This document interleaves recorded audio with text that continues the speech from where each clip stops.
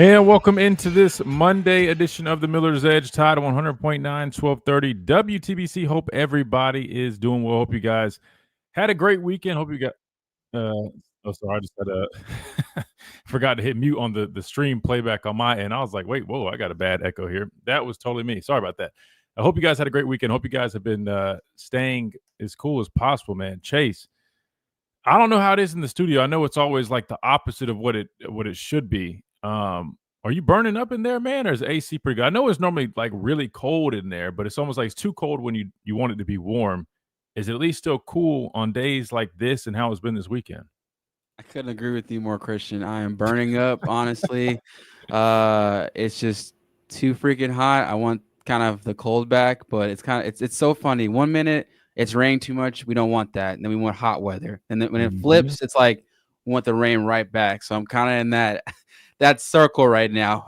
Oh, dude, I can only imagine. I feel like that's just like the worst, man. It's like you want what you can't have, but hey, that's part of it.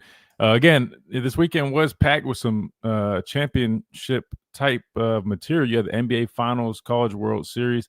How about LSU, Chase? I know you got some Louisiana roots, man. You guys are really doing y'all's thing. Well, I know you're not really an LSU fan, but they're doing their thing when it comes to college baseball. Shout out to them. I want to say they won their eighth uh, College World Series title. I believe that's what it was. Very impressive there. And in terms of the NBA Finals, which maybe it's just me, Chase, and I don't know if it's just because the teams that were in the finals didn't really, call my attention like that. But I'll be honest, man, I didn't really keep up with it too much. Obviously, saw last night's game. Game 7 came down to it. Really, and this is where what I want to take from it is the injury, right? I mean, injuries, they suck, right? We hate them, but it's a part of sports, all sports. And just seeing, Halliburton go down early on in the game with that Achilles injury, man, brutal, man, so brutal, and definitely had an impact on the game.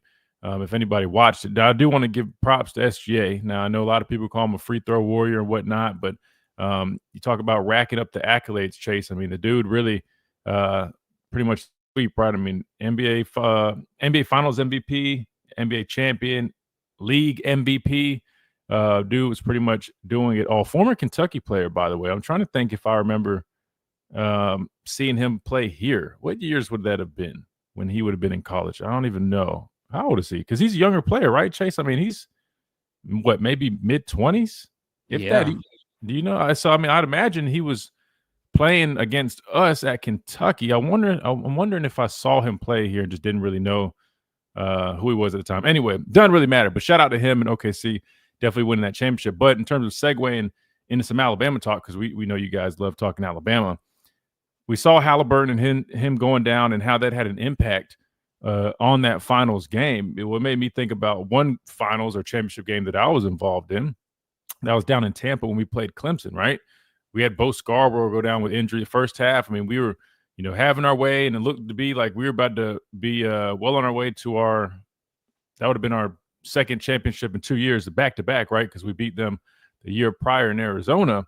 Long story short, I was just thinking after seeing Halliburton go down, I'm like, man, that kind of reminds me of that game. Number one, you think about it, Bo Scarborough goes down. That second half just looked so much different.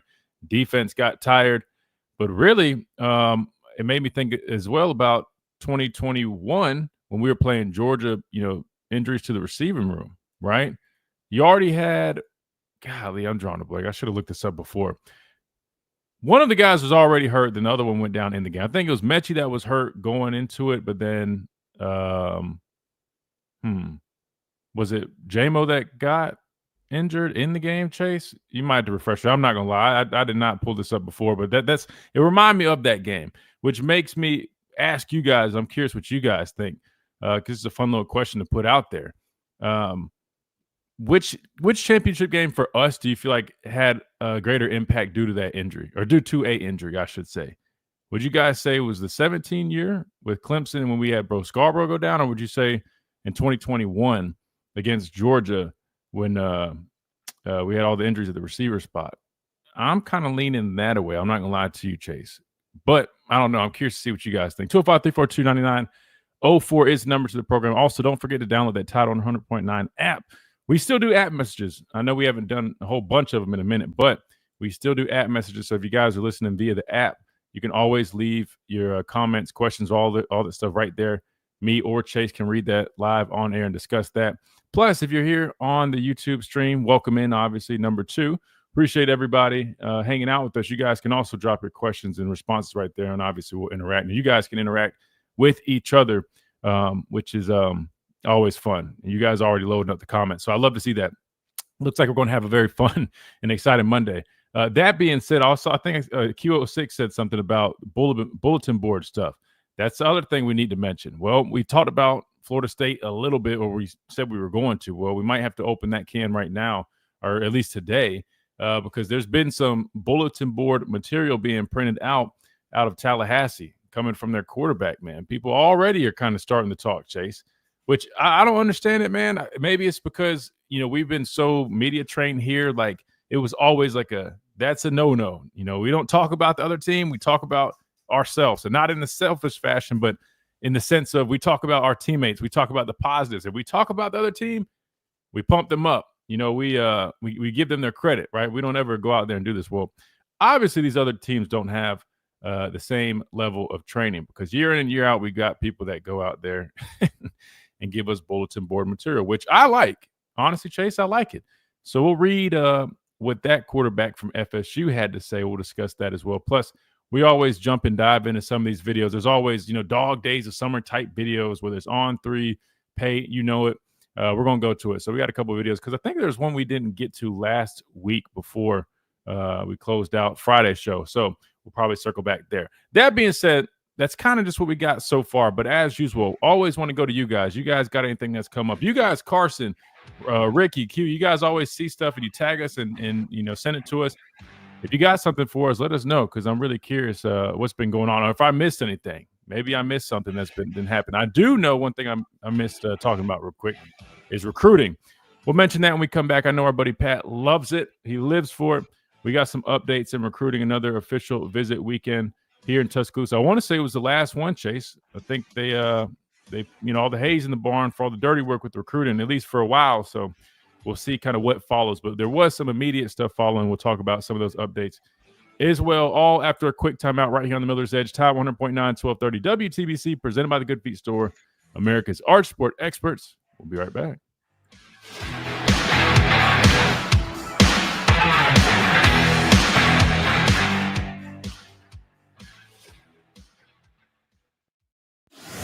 The Tide 100.9 WTBC 1230 Sports Radio studio is presented by B-Dry Alabama. B-Dry Waterproofing. Online at bdryalabama.com.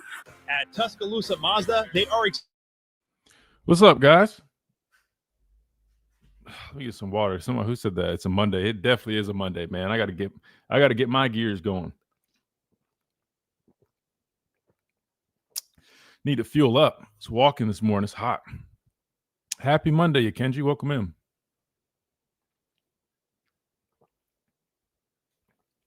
(2021) versus UGA. Yeah, what's y'all's response to that, by the way? In terms of which game do you think was more impacted by injury? Georgia in 2021 or when we played Clemson in 2017? Because in that one, we had Bo Scarborough, I think he broke his leg. Running game just looked completely different in the second half. I felt like it was 3-and-out after 3-and-out. Defense ran out of gas. We all know about the pick play. That was that. 2021 was when I think Mechie was hurt going into the game. Mechie was already hurt, but then was it JMO that went down in the game? Excuse me. If y'all had to choose, or maybe I'm trying to think if there was I don't think we had any other games that were really. Oh, was it backwards? Did Mechie get hurt versus Georgia? Maybe I mixed it up. I think it was Mechie that got hurt. Yeah, Mechie, I guess, got hurt in the game. I forgot about that. Or not forgot about it. I had it mixed up.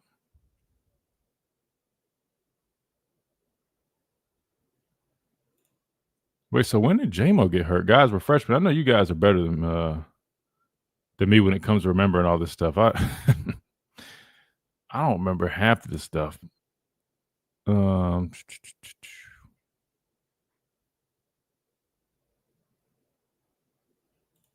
Wait, guys, help me. Who is it that got hurt?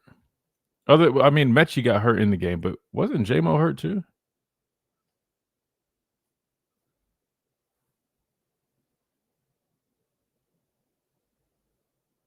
Wait, did they both get hurt in the same game? Oh, no. I was right. I'm confusing myself. Mechie got hurt. Mechie got hurt in the SEC championship game. That's what it was. Mechie got hurt in the SEC championship game. Thank you, Mike. Okay, okay, so I was right. All right, I'm confusing guys. It's a Monday, man. It's a Monday. That's all I can say. I was confusing myself. I know. I'm pretty sure it was Mechie that was already hurt. Yeah. Okay, J-Mo in the second half. All right. That being said, now we got the facts right. Sorry, guys. Bad hosting on my part. Well, I kind of thought of it as I was hopping on the show.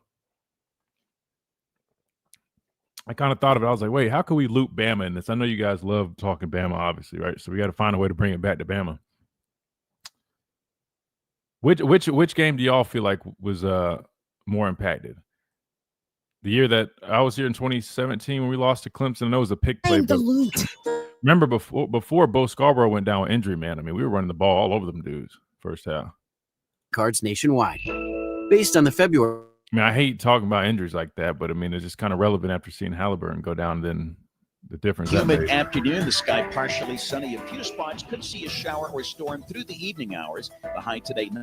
Yeah, Q. I don't know if we can call Pat. I don't have his number, but Pat. He's not going to be able to hear me. Storms. The high 96. We need Pat to call in and give us the lowdown on the recruit, and I can name the guys who we. He's in Tuscaloosa. This is Miller's Edge on Tide 100.9.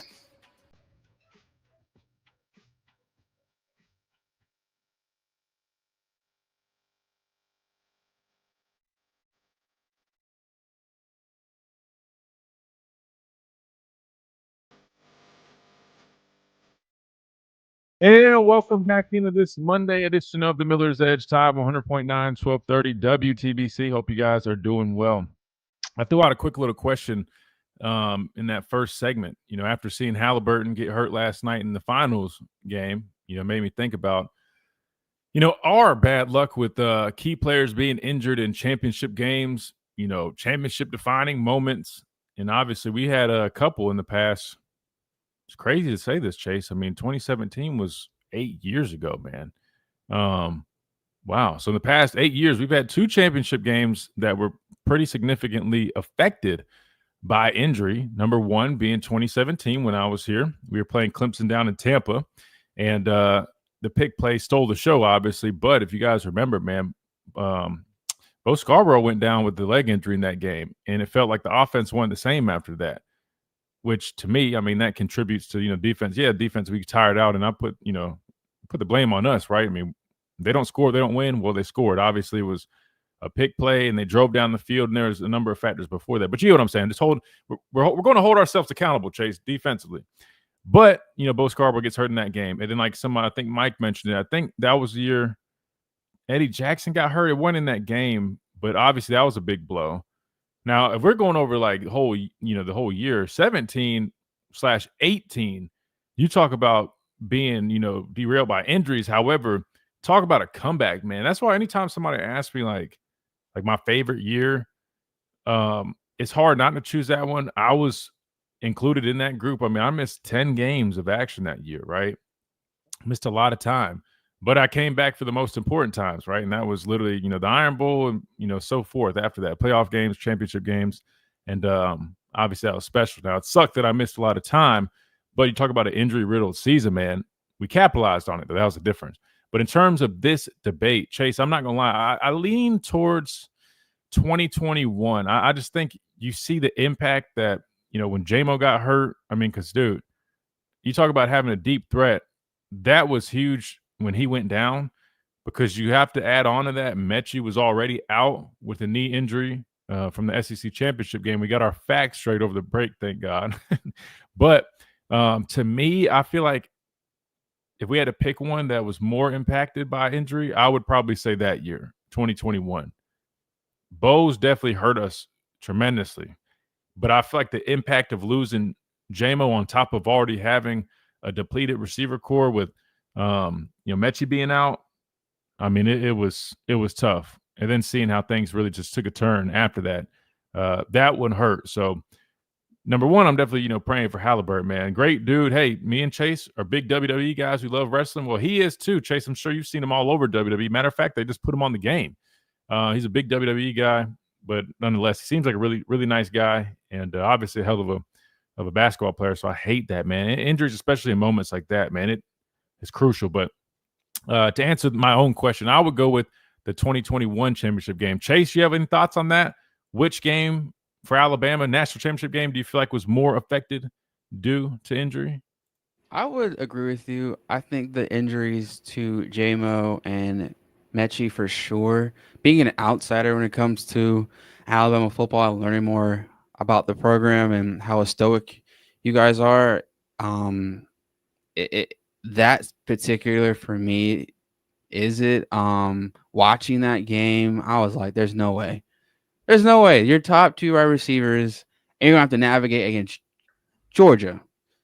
Give me a break. So I think that definitely shifted the game, especially with the morale of the guys. Even with Nick Saban at the helm, he was kind of on the back end of his head coaching career. Things were changing the college football scene. So I think a lot was riding on that. And then Kirby Smart was definitely starting to get some momentum that he can finally slay the dragon that is Nick Saban and really get over that hump. So I think that particular, especially as a fan, just watching so much great competition in the SEC at that time, it just kind of definitely hurt because Mechie is one of those wide receivers because he's switchy. He really hasn't had that kind of NFL career due to injuries and what he's dealing with, but definitely that in particular, I would say for sure. Yeah, and I think everybody in the chat agrees, man. Again, we are streaming live on YouTube. If you guys want to check us out, watch the show here. We always encourage you to do that. You can watch me do it. You can see the videos that we play on the screen, all that good stuff. Yeah, Carson agrees. He says, huge blow because they couldn't stop J-Mo. They didn't have anyone who could keep up with him. Yeah, I mean, he was taking the top off their defense, man. And I agree. I mean, it was a significant change once he went down with that injury and just how our offense looked. Again, not to mention we already had Mechie out. So clearly that was kind of like the nail in the coffin. PC Red says 2021 because Bryce had no damn receivers after Mechie and JMO got hurt 100%. Yeah, so it looks like everybody agrees. And Mike as well said Georgia had no answers for JMO. He crushed them in the SEC championship game and was running free all game before the injury. So it sounds like we agreed on that. Again, not always the most fun to look back on those moments, right? Losing games like that. But hey, man, it's part of the history, man. It's part of the dynasty, just on the other end of it. In terms of recruiting, I mentioned that note. So we did pick up 2 commits, I believe it was, Chase. Maybe there's another one. I could be wrong, but I know we picked up a defensive lineman, and then most recently a running back commit. We flipped a running back, a matter of fact, from a team over in the Big Ten. Not one of the teams that you probably would immediately have to mind, but from Illinois, I think it was. Is that right, Chase? Flipped from Illinois? That sound right? Let me double check because I knew it was a Big Ten school. Yeah. Okay, I got it here. Yeah, so Illinois. We flipped him from Illinois, but he also has or had offers from Auburn, Baylor, and others. I'll be honest, guys. This is pretty new, so I haven't seen him yet. We do have his huddle pulled up right here. Now, I'm not going to do some live breakdown because, again, for you guys on the YouTube stream, it would be cool. We all could watch it together, which I'll put on the screen. But for the radio listeners, they would be kind of confused. However, let me just throw this on here. The defensive lineman, I'll be honest, don't know too much about him. I do know I think he was like 6'2", 270. Sounds kind of like when I say tweener, I just mean like, obviously he's not right now and he'll get much bigger, right? He's still young. But it sounds like he kind of fits the bill of some of these guys we have right now, like the LT Overtons, the Jamarian Latham's, not the tallest guy. Clearly not like the biggest in terms of he's not like a true D tackle where you're expecting him to be, 300 plus, eating up blocks. He sounds like he's more of a, just kind of like I'm saying, like, a 3 to 5 technique tweener type player. Granted, he definitely will probably put on plenty of weight. And if he's 270 in high school, he probably actually will probably work his way up in that 290 range, I'd imagine, once he gets to college. I'll have to pull up some more on him. Pat, if you're listening, we need a recruiting expert, man, to break these guys down. I do know I did see a post too, and maybe who we need to get on here, Chase. We need to get Andrew Bone on here. He's always great when it comes to the recruiting scene. He knows all the good stuff. He could probably give us some more details on these players. I will, at least during the timeout, we're going to watch the running back, Ja'Vari Barnett, who flipped from Illinois. I do know off just his measurables. I like his size. I think he's like 6 foot, 210, 215. Seems to have some decent size. This first play we're watching right here got some good breakaway speed right there. Seen him hit the hole. But he seems like he's going to be a big back, Chase. I mean, he obviously looks big in high school, but with his frame, man, I could definitely see him easily 225, 230 getting that weight program. But looks like a solid pickup, man. Looks like a solid pickup. I'm more curious to see this defensive lineman. Obviously, I'm a defensive guy. But here's what we'll do. We got to hit a timeout. It's that time anyways. Pat, if you're listening, we're calling you out, man. We need our recruiting expert to help break these guys down. But in terms of guys we haven't necessarily had pull the trigger, I do know there was a group of guys that allegedly have strong interest. There's a good chance we sign them, or get them, I should say. And a lot of people are excited about them. We'll talk about them. And while we're on the topic, Chase, I'm going to bring this up. I'm going to put it on the screen here in a minute. Obviously, recruiting trips and official visits have only, changed for, I guess, better or the worse. I mean, there's just so many things going on in these visits. We've seen siblings, you've seen the younger siblings, dressed up and wearing the gear. Well, now we're seeing the mothers put on the gear. So I'm going to let you guys take a look at this. I think it's the first time it's been done, but LSU had it looked like 3 mothers suit up and strap up and try on the gear that their sons will be wearing in the future. It was pretty funny, but we'll talk a little bit about that when we come back right on the Miller's Edge. Tide 100.9, 1230 WTBC. We'll be right back.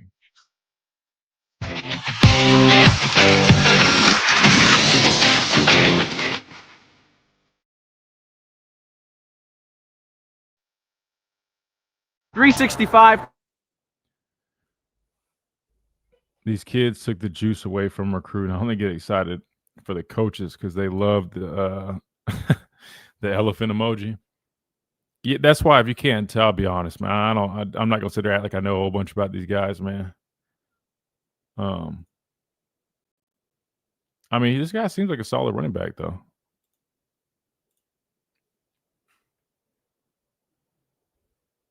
I mean, I'd be lying if I said he looked like the most explosive back I've ever seen. But that's okay. I mean, you need different types of players. Like he seems pretty fast. Don't get me wrong, but in terms of like being real explosive, I mean, he's pretty quick. Hell, especially for his size. I mean, I don't know how much he weighed during the year, but for a bigger back, he moves really well. I will say that.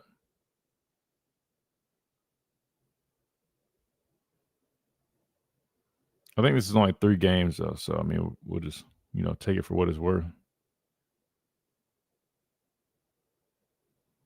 Physical.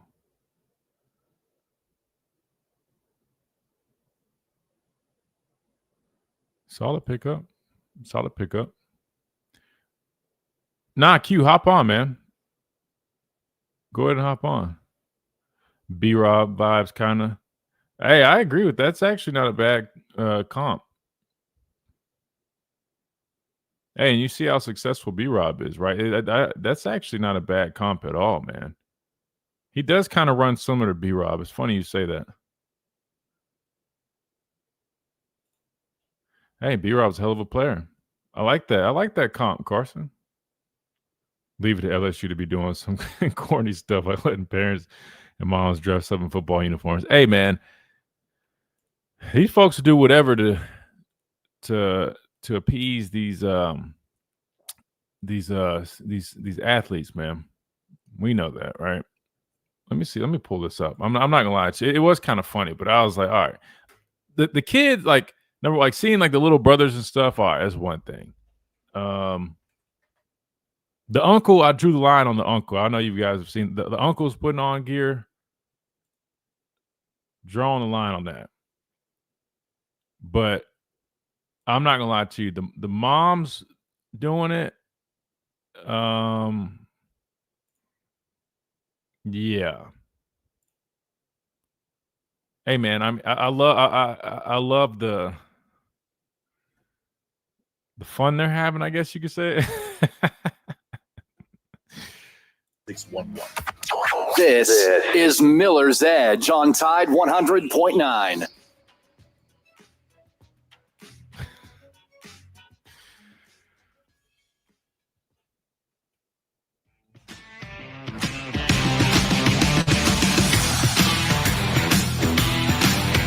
And welcome back into this Monday edition of the Miller's Edge, Tide 100.9, 1230 WTBC. Talking a little bit of recruiting, man. We got it's a Monday, right? We're just having some fun here, just getting started. But obviously, we were talking about our guys. We picked up not one, but two commitments. Also picked up a commitment from a defensive lineman. I believe he's a 3-star. Doesn't really matter to me, honestly. Hey, man, if the kid can play and loves football, wants to come here, man, I'm all for it. JJ Finch commits to Alabama. It was I think it was yesterday that he did 6'2", 270. I have to go pull him up. We watched the highlights from the running back Jabari Barnett during the break, so we'll pull up JJ Finch's highlights. But he did choose Alabama over Michigan and Tennessee, so he had some good offers. 6'3", 260 he was listed as, but then also they have him at 6'2", 270. Normally, I'm gonna go with the shorter one. I know how high school has it. Like, my coach tried to my coach was over here, Chase. My coach was tripping. I was 6'3" and some change in high school, right? He was, and I was like, let me get to my weight. I was about 195. He was filling stuff out, Chase, telling schools and people, whoever, I was 6'5", 235, Chase. I'm like, dude, I'm going to show up to these places. They're going to be like, who the hell is this guy? I was kind of like, dude, I hope you realize, like, you're setting me up to be, I don't know, embarrassed. Like, because they're going to be like, dude, 230. Maybe the 6'5" thing, because people always stretch, like, the heights, I feel like, are always stretched, right? But, like, the weight, like, come on now. All I got to do is, technically they can measure my height, but if I get on a scale and you told them I'm 235, I get there and I'm 195, they're going to either think something's severely wrong with me or we're liars. I didn't really like that, but that's what coaches do. Anyway, right now for our radio listeners, we got put up on the screen what I just mentioned. All right, recruiting trips, man. Guys are getting paid now. I mean, there's all type of things, cars set up for them. We saw, like, other schools having Ferraris and stuff. I like Alabama's approach. We don't have the Ferraris. We got the classic, like the 67 Mustang convertible, Chase, right? And it's in crimson red. It's posted, in the tunnel. Nice and classy, right? We're not lining up, Lamborghinis on a football field, because I don't know what those have to do with football at all, let alone college football. But that's what people have been doing. Well, now they're not just allowing the little brothers or the cousins or whoever, like the kids, to try on stuff. We saw a couple uncles sneak some gear on, but now we're seeing the mothers, Chase. And I think this might be the first time I've ever seen this. We've got 3 mothers of 3 LSU recruits right here. And it's just kind of funny. Like, the kids aren't even dressed up.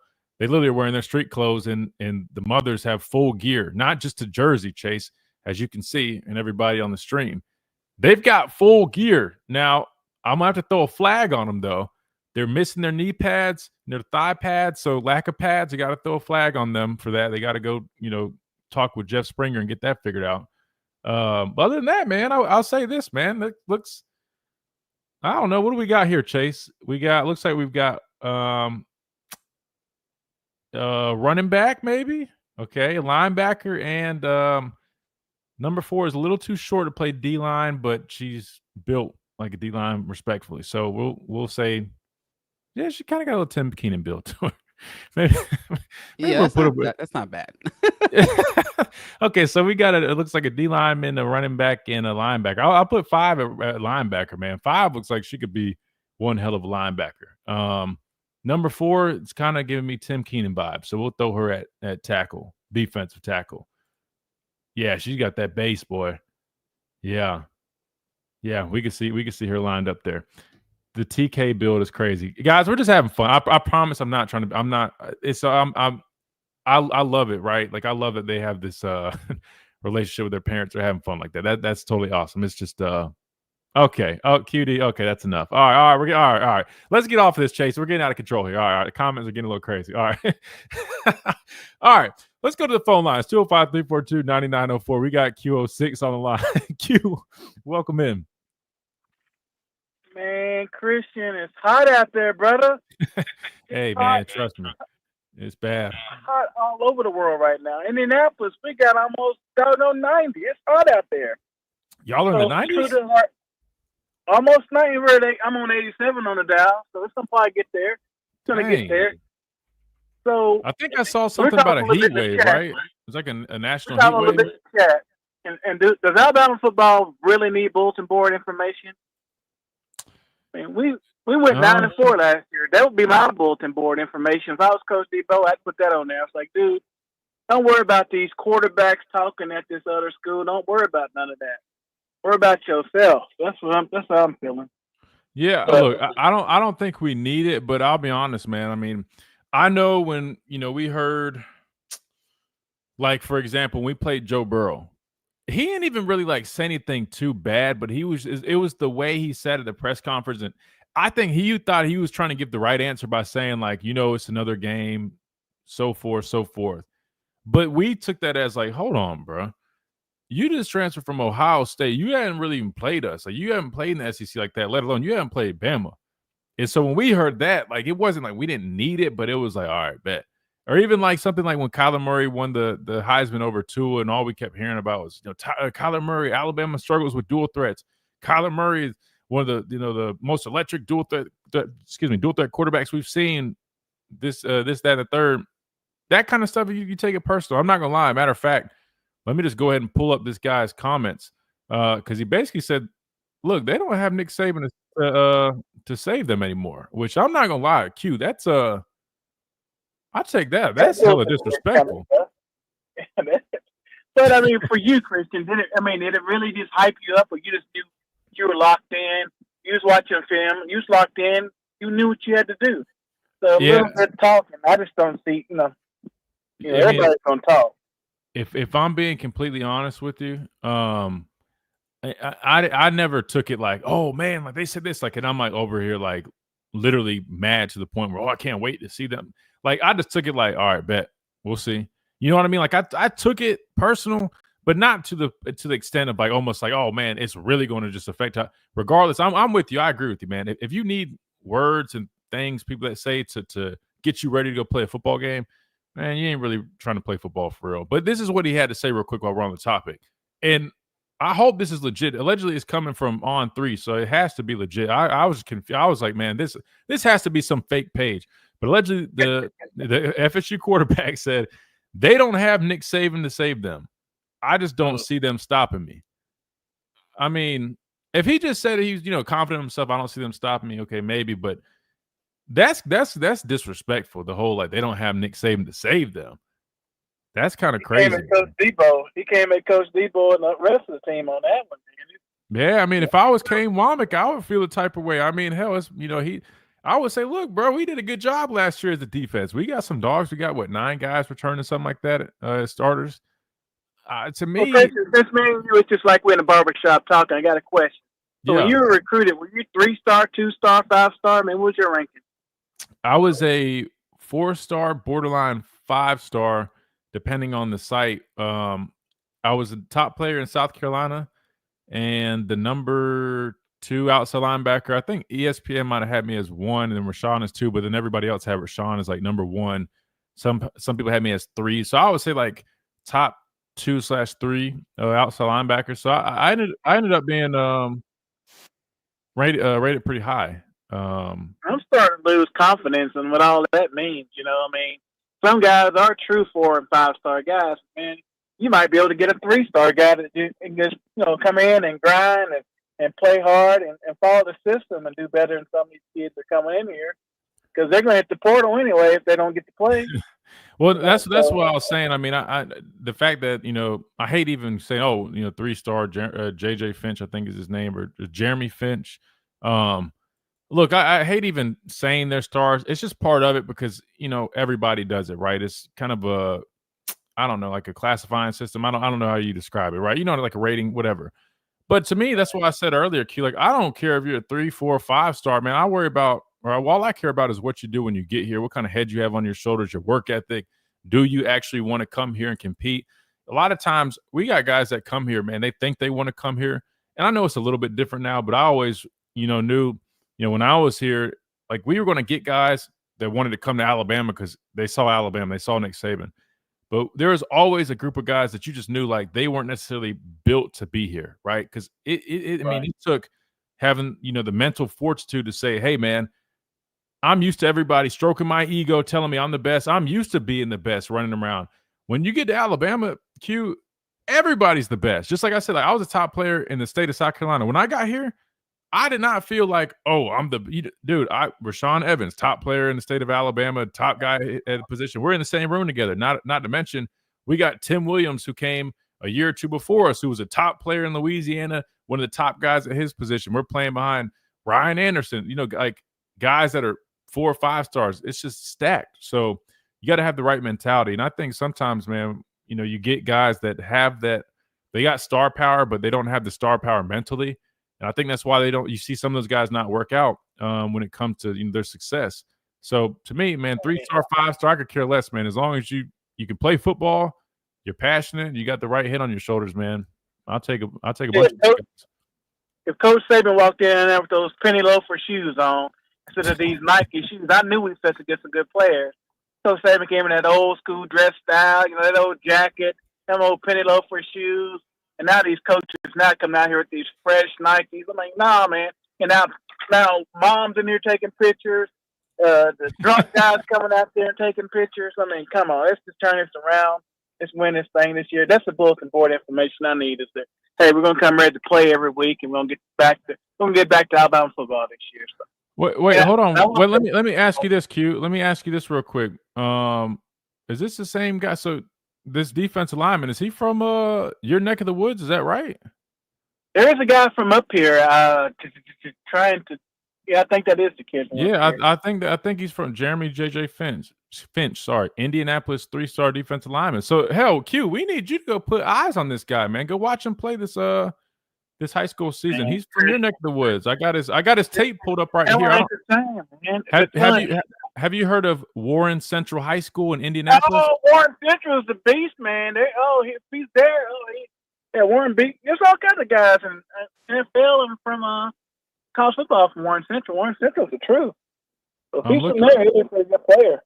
Yeah, I'm looking at his build. So I'm not gonna lie to you. Yeah, I mean he's football is the same. I think football up here is weak compared to football down in Alabama, Texas, and I might even put Florida in there. But I just up here I go watch. They have class football up here, and it's to me it's just soft. It's not like it's soft like New Jersey soft. I mean, it's soft.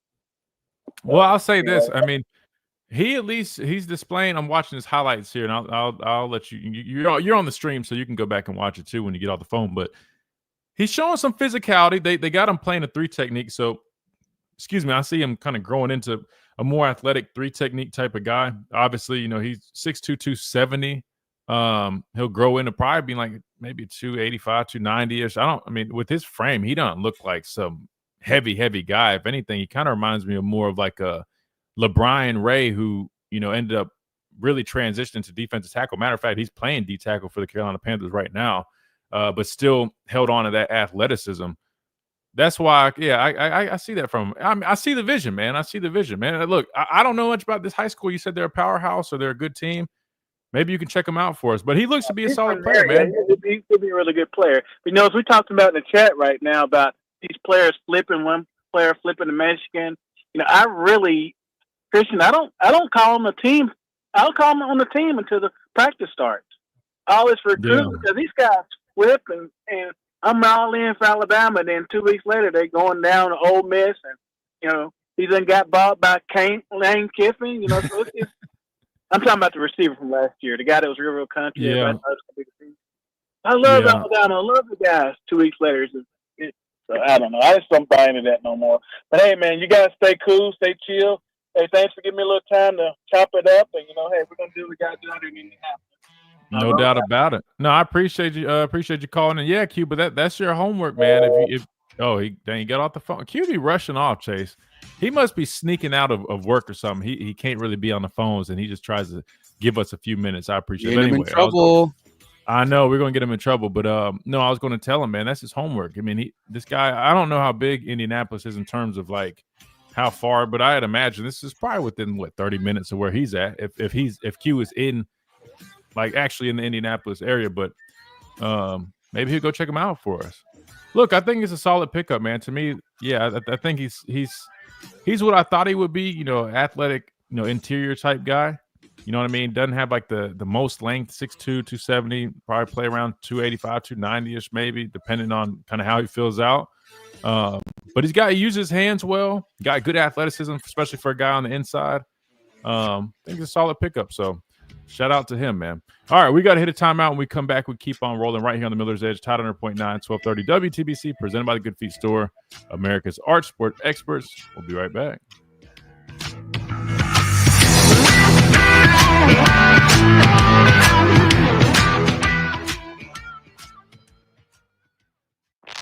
Coming up on The Game with Ryan Fowler.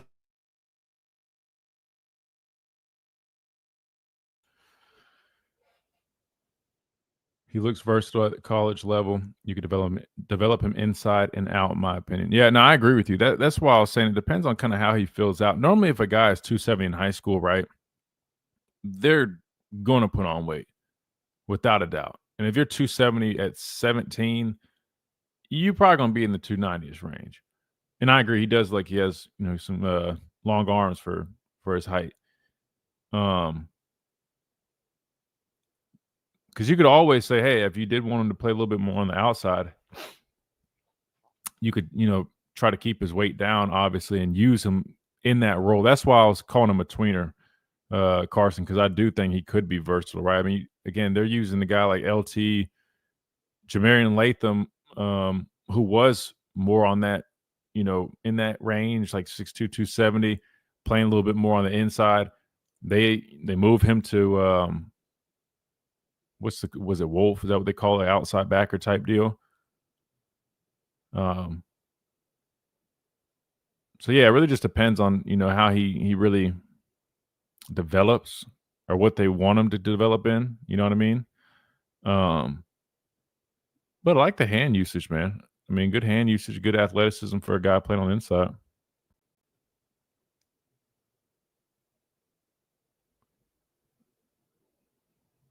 Yeah, that's the thing. Like, if you see him being more of an outside guy, like, here's the thing. I don't think he's, like, quick twitch enough to be. I mean, he could definitely, like, for example, like, Jamarian Latham plays Wolf, right? They had him kind of slim down a little bit, and they're playing him more on the outside. Like, if you saw him as that, sure, but I'd argue that Jamarian Latham was probably a lot smaller coming out of high school. Even think about Jordan Renaud, right? Jordan Renaud, they play at the same spot as LT Overton. Jordan Renaud now is like in the 270s. I think he was only let me see. I think Jordan Renaud was like 250 coming out of high school. And you saw how he ended up putting on weight and developing. You know what I mean? That's why, like, normally if you see 270, I mean, that guy's probably going to still be able to kind of shift outside at times just because he's got some probably natural athletic ability, but not a full-time guy. But let's see, like Jordan Renaud coming out of high school, he I think that he might have had him at like 245, maybe. And then I need to look up Latham after that. Yeah, Jordan Renaud was listed as 6'4", 245 coming out of high school. And you see where he's at now. You know what I mean? So Jeremiah Beeman went from 265 to 312. Damn. I didn't know he put on that much weight. But see, I'm not trying to be funny. Tide 100. You talk about having like a bottom. I mean, Beeman's kind of got like that lunch lady body. You know what I'm saying? Like, he thick in the hips, man. So, I mean, that's where all that weight's come from. Sunny with isolated afternoon storms, the high 96. I'm James Spann on the ABC 30-20 Weather Center on Tide 100.9. It's 91 degrees in Tuscaloosa. This is Miller's Edge on Tide 100.9.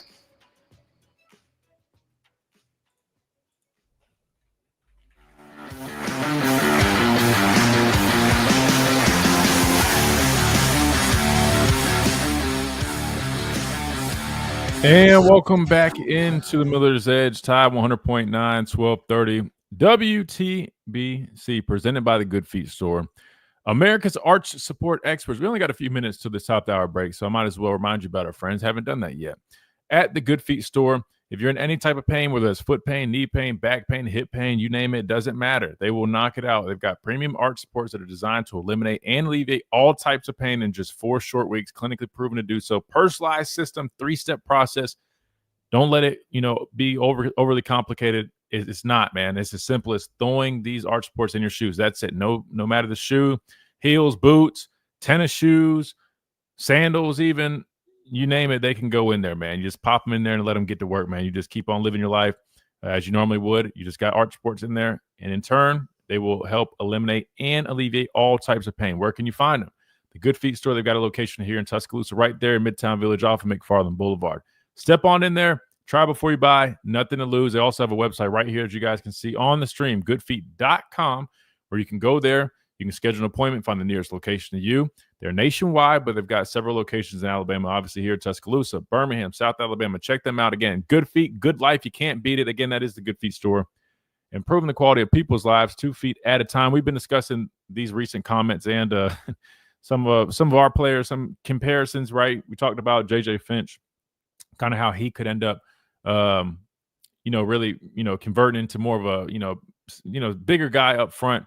That's probably more realistic. If a guy's 270 out of high school, man, he's going to be pushing 300 pounds more than likely, unless you try to get him on some serious cut program and keep him small. But we gave some examples. I mean, Jordan Renaud, 245, come out of high school. He's in the 270 range. Carson gave another example. LT Overton, who was actually about 245, 250-ish at A&M when he first got there, is now around 285. This guy's going to be more of that type of deal, but still probably has a little versatility to him where he could be 290, but, athletic enough to, if you need him to slide out to a 5 at times, I'm sure you probably could, but definitely will probably be an interior guy with some good athleticism. That's how I view it. Hell, another example guy I played with, Isaiah Buggs. Buggs was like 245 coming out of high school, and Buck's like 300 now and plays nose/tackle. So guys' development's always going to be different. But anyway, in terms of going back to these comments real quick, transferred from Boston College. I'll be honest, Chase, I hadn't really watched too much of him yet. I haven't really dove into his tape. Looking at his numbers from last year, I'll put on the screen. He threw for 1,300 yards, 18 touchdowns, 5 interceptions. I need to make sure I'm seeing this right, though, but he's 5'9". Like, please tell me that's a typo, right? This guy's 5'9". Chase, can we verify that this guy's 5'9"? He is 5'9". Is that the shortest quarterback? Or no, that has to be the shortest quarterback in college football. Not the height, and I've always been one to say this because I hate when people go, "Oh, this guy is 6'6". He's a beast because he plays quarterback and he's 6'6". Height's not everything, but 5'9", Chase. Chase, I mean, we talk about like Kyler Murray or Bryce Young. Yeah. Bryce Young, what did Bryce Young measure at? Like 5'10" 3/4. Bryce Young was like damn near right there at 5'11", but everybody made it seem like he was a midget. This guy legit is 5'9". And that's like he's listed at 5'9". Normally, you're about an inch shorter than what they list you at most of the time. There's no way. It makes sense, though, Chase. I'm going to officially diagnose him with little man syndrome. Little man Central. 5'10" / 11 for Drew Brees. Yeah, that in NFL. I'm saying the guys like in college football right now. Is this guy the shortest quarterback? I know I'm kind of, getting away from his play, man. I'm gonna actually go watch him after when we hit this timeout right here. But 5'9", yeah, I'm diagnosing with little man syndrome, man. That's crazy. He has game, Diego Pavia type guy. Yeah, I mean, I figured if you're 5'9" playing quarterback, dude's got a guy. He probably has wheels. And look, all jokes aside, Chase, we'll dive into a little bit more on second hour. The guy probably did go back and watch the tape of Alabama against Pavia, right? Alabama against Lenora Sellers. Way bigger than this guy, but a guy that uses legs. Jackson Arnold or whoever we were playing at Oklahoma last year. Hey, man, we didn't put the best tape out there against guys that could use their legs, man. So to be fair, he kind of does have a reason to be a little confident if he went and watched the tape from last year. However, 5'9", Chase, I gotta turn on the tape. And I'm gonna do that right now. We're gonna hit a timeout when we come back. We kick off hour number 2. We'll dive a little bit deeper into Tommy Castellanos. 5'9" quarterback from FSU's got some he's a little person but got big words. We'll talk about that a little bit more on the other side of this break right here. Tide 100.9, 1230 WTBC.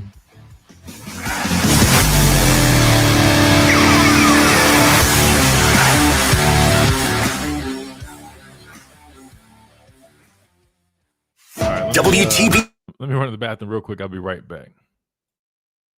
A Town Square media station. Tide 100.9 and streaming on the Tide 100.9 app.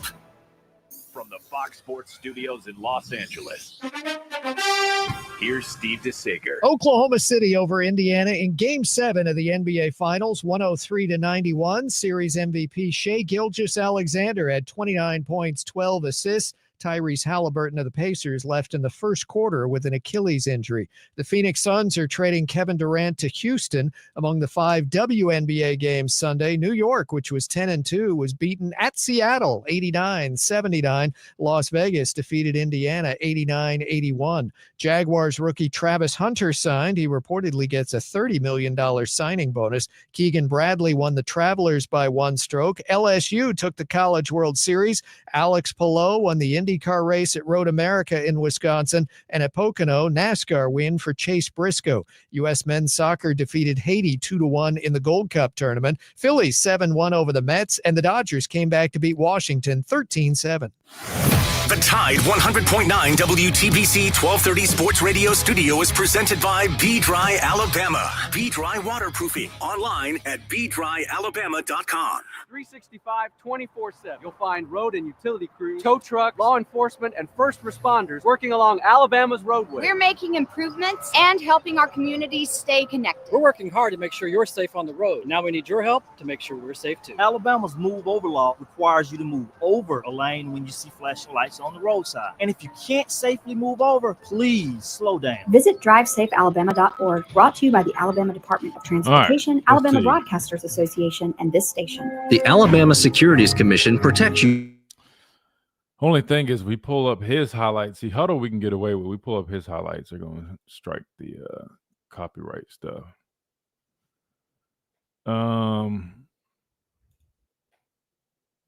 Is there more context to what he said? Let me see. Let's see if there's a video of him talking about it.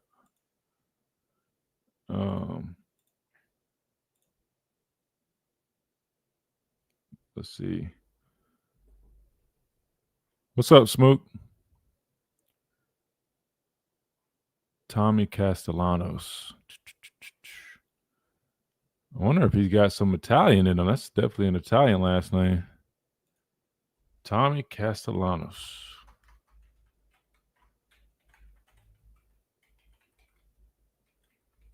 Man, I did not know he was 5'9", man. Oh, okay, here's more context. I dreamed of playing against Alabama. They don't have Nick Saban. I just don't see them stop me. So, of course, it's one of these situations. Dude showing his ass because he's always dreamed of playing Alabama. He's getting an opportunity. Now he just can't contain himself, man. Hey, man, I respect the confidence, though. Yeah, let's read everything. Let me see. Let's see if we can pull up everything he said. I don't want to take it. Maybe I'm taking it a little out of context. I've only seen that part. I don't know how you only take that out of context though. Let's see. 100.9.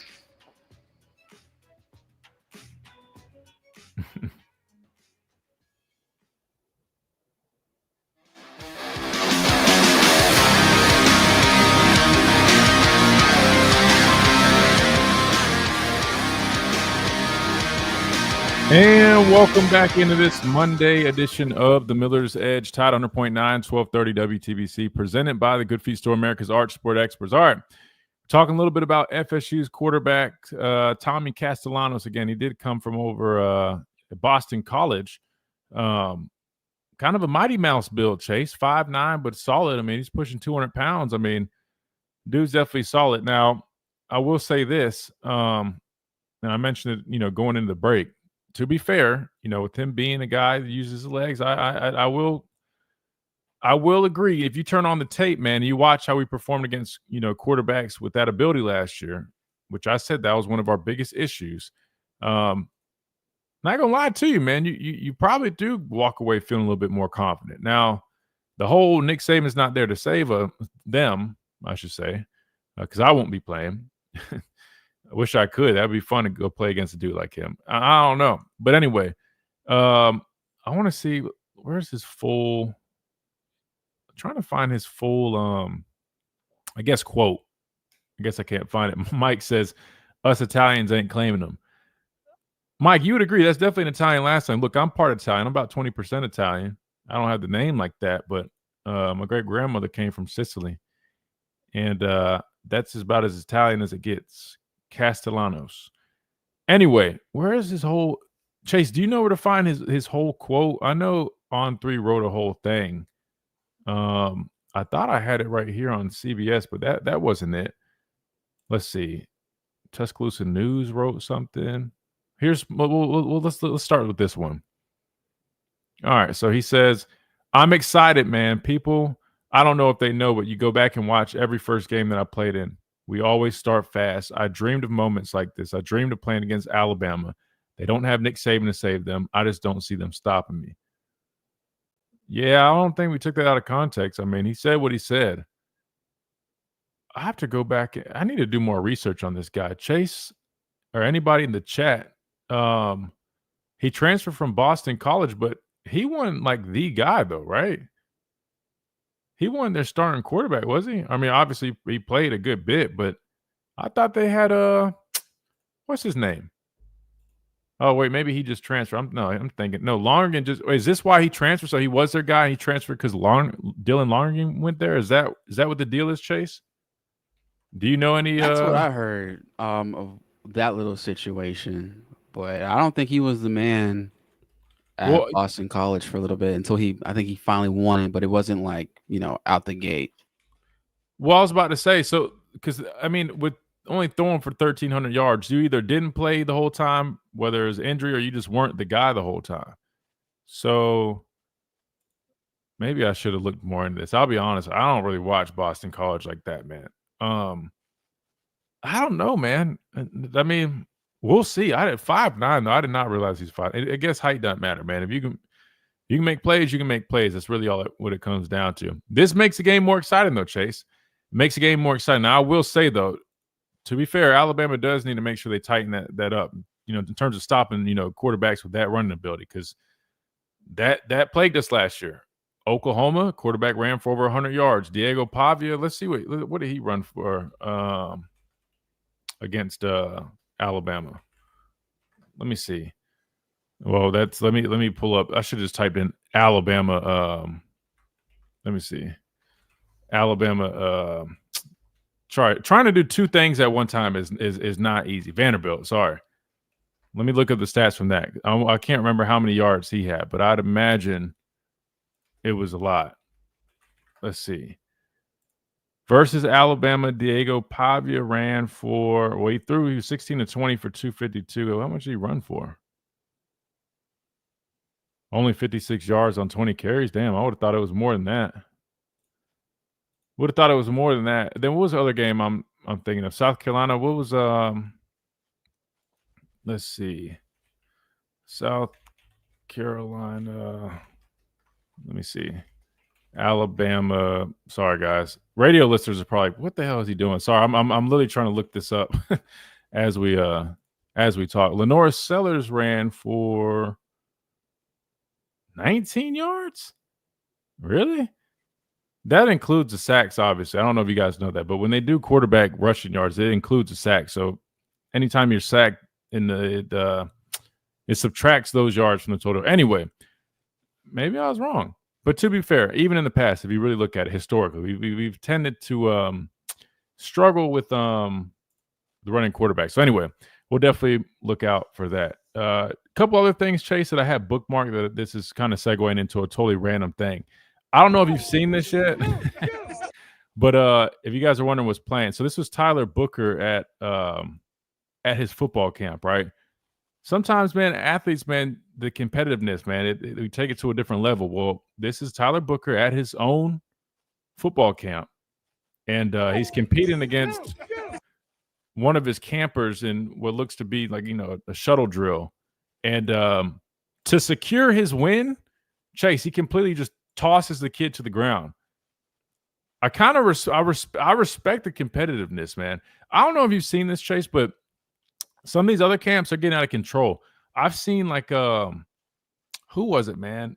Number one, Tyreek Hill. He'll do like one-on-ones against like his campers, and sometimes they get the best of them, which is kind of crazy to think about, but it happens, right? I saw somebody, I think, who was it? It was a receiver. Somebody was doing something though, but he was like betting like, he bet like a watch or a necklace or something for fun, and they ended up giving it up. But anyways, I saw this clip and I thought it was funny because knowing Tyler Booker and his competitiveness and everything he stands for, this did not shock me. And yeah, hopefully the kid got up just fine. But the only thing I was thinking in my head was, man, please do not hurt somebody. Last thing we need is a lawsuit on their hands. Anyway, so I thought that was funny when I saw that. But there's that. We need to go back and expand on some of this stuff, and I'm going to dive into this in a minute, Chase. In terms of the playoff talk, that's what we never hit last week, and we need to circle back to it. So here's what we'll do. We'll hit a quick timeout because I'm going to get all that put together. We're going to talk about some of the updates of the playoff expansions and what that looks like and what that means. And also, in terms of an update with some NIL type stuff with the new legislation, some schools that are kind of, going to the legal side of things with a number of issues, and we'll talk about what that means. So we'll do that after this quick timeout right here on the Miller's Edge, Tide 100.9, 1230 WTBC, presented by the Good Feet Store, America's Arch Sport Experts. We'll be right back.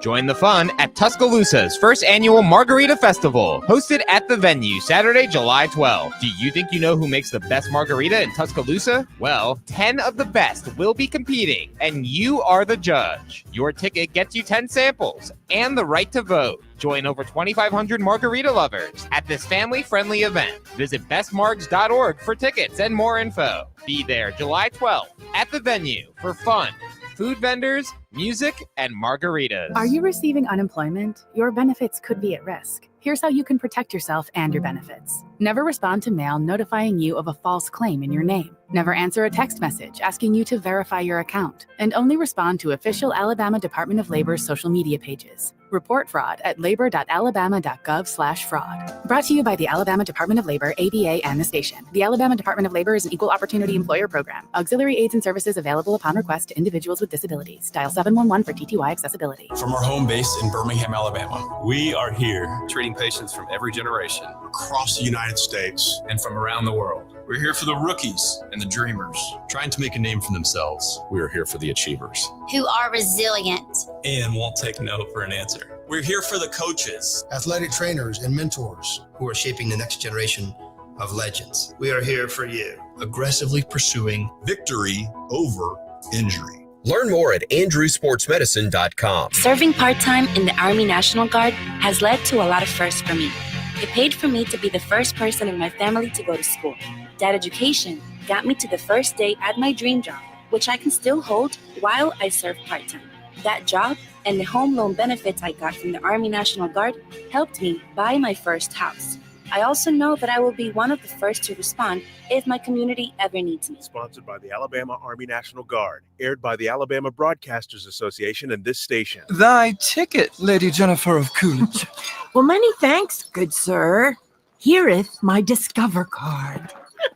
They accept Discover at Renaissance fairs? Yeah, they do here. Discover is accepted at the places that I love to shop. Getteth with the times. With the times? You're playing the lute. Yeah, and it sounds pretty good, right? Discover is accepted at 99% of places that take credit cards nationwide. Based on the February 2024 Nielsen report. Hey, it's Christian Miller, and I want to tell you about our great friends over at Brian Harding Construction. Located in the heart of Tuscaloosa, Brian Harding Construction is woman-owned and strong as steel. A specialty manufacturing firm with expertise in structural steel fabrication, ASME code piping and vessels, CNC machine work, welding, laser cutting, pipe fitting, industrial maintenance, and crane rental. With a proven track record of over 30-plus years of experience, no one is better fit for the job. For an evaluation, contact Brian Harding Construction today at 205-752-9611. Again, that's Brian Harding Construction at 205-752-9611. Tide 100.9 Tuscaloosa weather. A hot, humid afternoon. The sky partially sunny. A few spots could see a shower or storm through the evening hours. The high today 93, the low tonight 73. Tomorrow partly to mostly sunny with isolated afternoon storms. The high 96. I'm James Spann on the ABC 3340 Weather Center on Tide 100.9. It's 94 degrees in Tuscaloosa. This is Miller's Edge on Tide 100.9.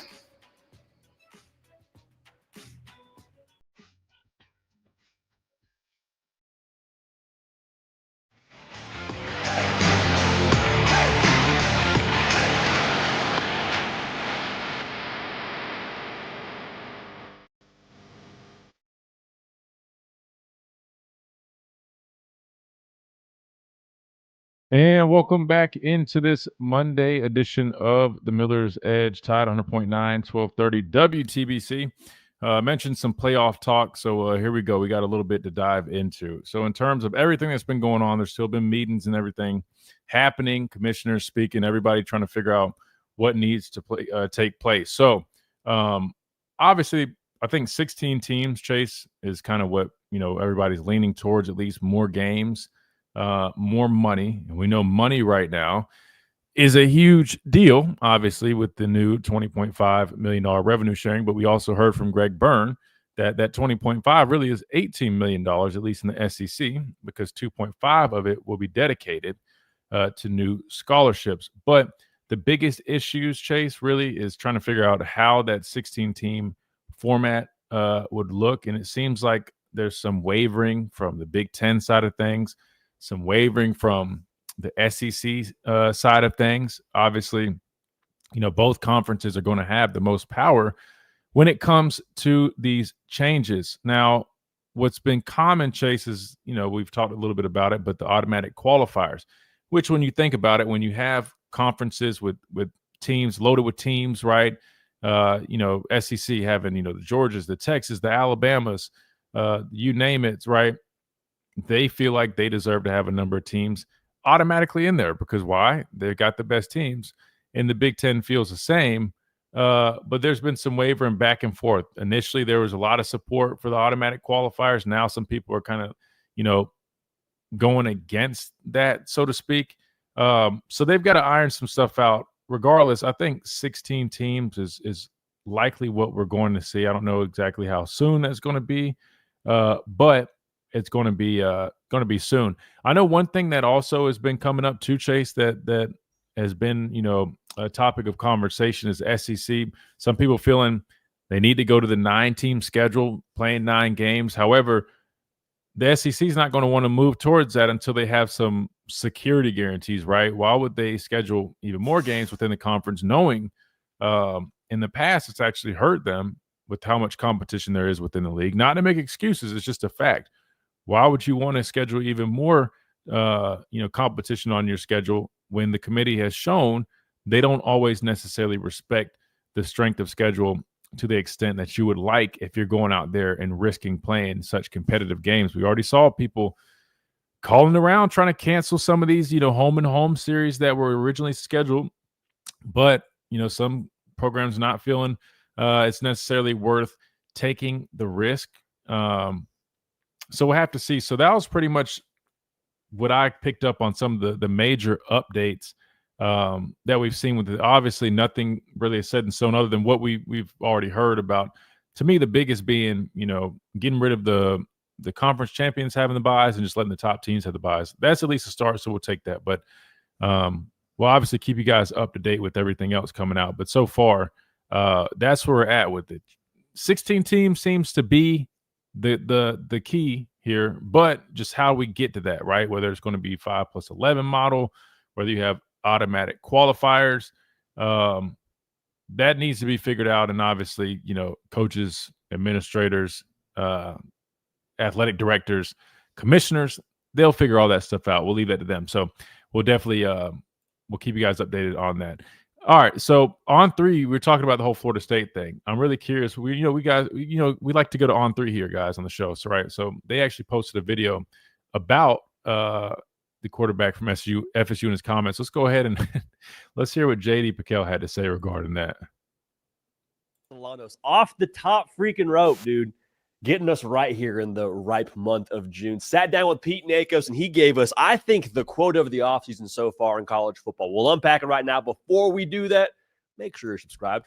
Florida State fans, if you needed any more juice for that Alabama game to start your season, you now have it. We're going to talk a lot about your Noles, talk a lot about this game, so make sure you are subscribed. If you're a college football sicko, we're talking college football year-round, so another reason to be locked in. So let's get to this quote, man. Again, Pete Nakos, best in the business, sat down with Florida State quarterback Tommy Castellanos and just asked him about if he was excited to play Alabama. Are you ready for Bama? Something in that vein. And Tommy Castellanos gave us this quote. He said, quote, "They don't have Nick Saban to save them. I just don't see them stopping me." Mic drop. Full mic drop from Tommy C.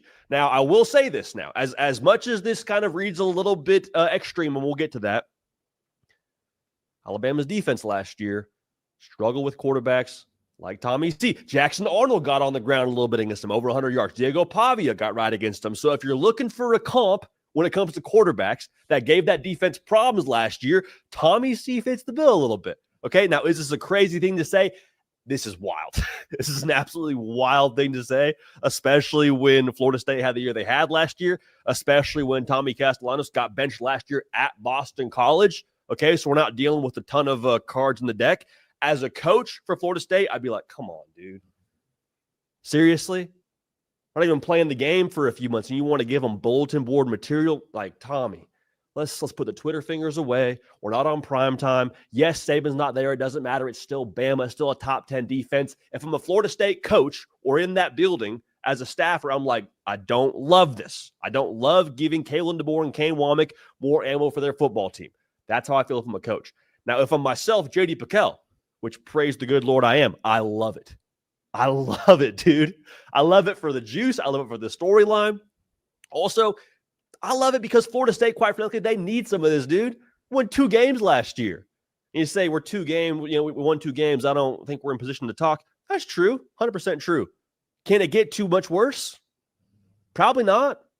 You need a little bit of confidence, a little bit of swag, a little bit of edge. Wasn't Diego Pavia in a roundabout way, maybe not as extreme, but this time last year, he kind of had that same edge to him before they beat Bama, saying if it's not about beating Alabama this week, get out of our way.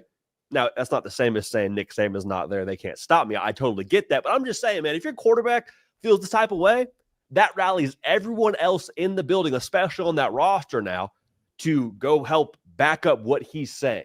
Like, that's the thing that I think is maybe missed by a lot of people that never played competitive sports. It's like when you talk your trash, there is a point when you have to eventually go back that up. And Tommy Castellanos isn't like this bench warmer that's never going to have to, pay the piper for whatever he's saying. Like, he's the starting quarterback for Florida State. Like, there will be a time for him to go make good on what he's saying. If he's saying they can't stop him, fine, that's great. Say whatever you want to say. Because at a certain point in time, you will have to then go prove that against the Alabama defense. So I have no issue with that. Again, if I'm a Florida State fan, I get why you're like, hey, Tommy, I don't love you saying this. Maybe let's speak softly, carry a big stick. I think you need a little bit of an edge if you're Florida State. Like I love a little bit of a pulse from that football team. Now understand, what you've done now is you have gotten all of the attention that Alabama maybe wasn't going to give you. Because I know it's week 1, but still, like Florida State, we said it before, won 2 games last year. Not the most formidable opponent on paper right now when you're looking at what they were a season ago. Like Alabama now, if they were going to sleepwalk into this game, they're not going to anymore. So understand, you've put the pressure on your football team to back you up. You've put the pressure on your fan base, quite frankly, to back you up when you roll in for that game in Tallahassee. Tommy C wanted this game in primetime, infamously. The game isn't getting moved to primetime, I don't believe, but if it needed any extra juice, it now has it, thanks to A1 Tommy C. So again, go check out the full story from Pete Nakos over at On3.com. Tommy Cashlanos talking his cash. If you're a Florida State coach, maybe don't love it, but if you're a college football fan, you're just here for the juice. I think this is awesome. He thinks it's awesome, Chase. I will say he pretty much said the same thing I said. I mean, if you really think about it and you go back and watch the tape, how Alabama, looked against quarterbacks of that, caliber, right? Or that type of quarterback, a dual threat quarterback, we struggled. If you look at the games that, we played against those guys, our defense didn't always, look to be the most, prepared to stop that type of attack. I mean, Vanderbilt most notably, then also Oklahoma game, both games resulting in losses. So again, the confidence of him going into this game, I get it. Now, to be fair, I mean, technically Coach Saban had a reputation for struggling against dual threat quarterbacks, at least, initially when we really first started seeing them come on the scene. So the comment about Nick Saban not being there to save him, that was a little much, but we'll see. I will say I was able to watch his highlights while we listened to that video as well. Thank God I got this monitor, Chase. It's literally like 50 inches long, man. It's insane.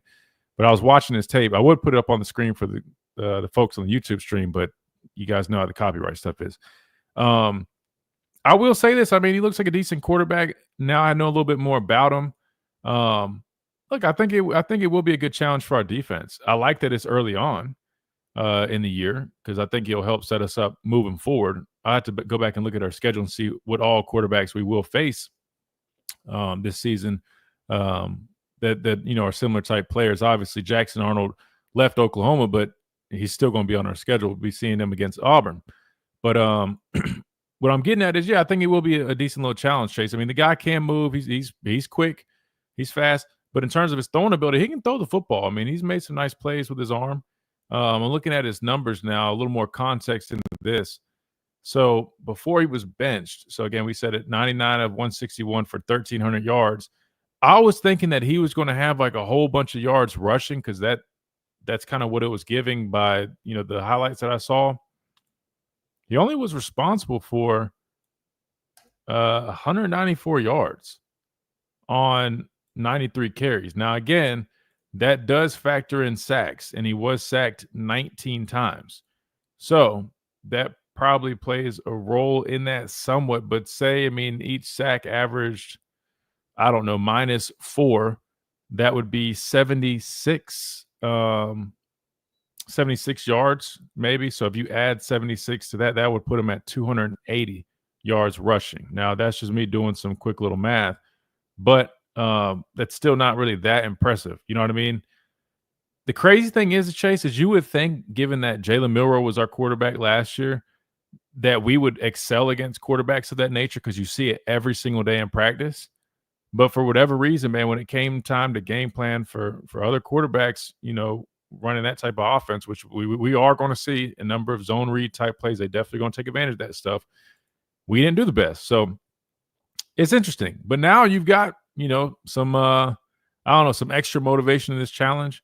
I'm really looking forward to it. But yeah, man, we got to get right when it comes to, quarterback run, zone read, and all that type of stuff, because that was one of our weaknesses last year. But anyway, that was JD's thoughts, which he thought very similar to me, man. That, to be fair, we didn't look the best against that last year. So it makes sense why this guy would be confident. All right, we got to hit another timeout. When we come back, we keep on rolling. I got another clip to play, and we'll dive into that, respond to that. Plus, you guys can always hop in on the conversation. 205-342-9904 is the number to the program if you guys want to jump in. Plus, you can always leave us an @ message, or if you got a question here in the chat, we definitely can respond and answer that as well live here on the Miller's Edge, Tide 100.9, 1230 WTBC, presented by the Good Feet Store, America's Art Sport Experts. Quick timeout. We'll be right back.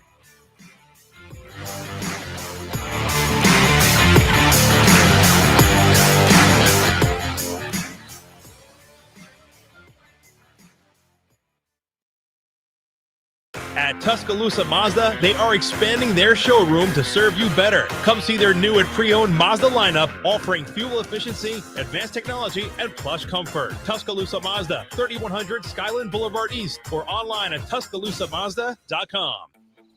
4th of July savings are here at the Home Depot, so it's time to get your grilling on. Pick up the Traeger Pro Series 22-pellet grill and smoker, now on special buy for $389, was $549. Smoke a rack of ribs or bake an apple pie, this grill is versatile enough to do it all. This summer, no matter how you like your steaks, your barbecues are guaranteed to be well done. Celebrate 4th of July with fast free delivery on select grills right now at the Home Depot. Subject to availability. From our home base in Birmingham, Alabama, we are here treating patients from every generation across the United States and from around the world. We're here for the rookies and the dreamers, trying to make a name for themselves. We are here for the achievers, who are resilient and won't take no for an answer. We're here for the coaches, athletic trainers, and mentors who are shaping the next generation of legends. We are here for you, aggressively pursuing victory over injury. Learn more at andrewsportsmedicine.com. Hey, it's Christian Miller, and I want to tell you about our great friends over at Brian Harding Construction. Located in the heart of Tuscaloosa, Brian Harding Construction is woman-owned and strong as steel, a specialty manufacturing firm with expertise in structural steel fabrication, ASME code piping and vessels, CNC machine work, welding, laser cutting, pipe fitting, industrial maintenance, and crane rentals. With a proven track record of over 30-plus years of experience, no one is better fit for the job. For an evaluation, contact Brian Harding Construction today at 205-752-9611. Again, that's Brian Harding Construction at 205-752-9611. It happens more than you think. A customer wants, needs the goods and services your business offers. No matter how hard they try, they can't find you, but they find your competitor right there at the top of the results page. And even if they do find your website, when they click, it's like a ghost town. Hello? Outdated, not compelling, and perhaps worse, it has information that's not accurate. Y2K? But how do you fix that? At Town Square Interactive, we have the tools to help you maximize your online presence. Just go to mylocalcustomers.com and start by getting a free local customer analysis. This online tool will show you just how many customers in your area you could be reaching. To get in front of those customers, we will build a premium website for your business. One that shows up well in web searches and converts website clicks into phone calls, appointments, and foot traffic. It's simple, it's fast, and it's affordable. Go to mylocalcustomers.com and get started by getting your free local customer analysis today. This is Miller's Edge on Tide 100.9.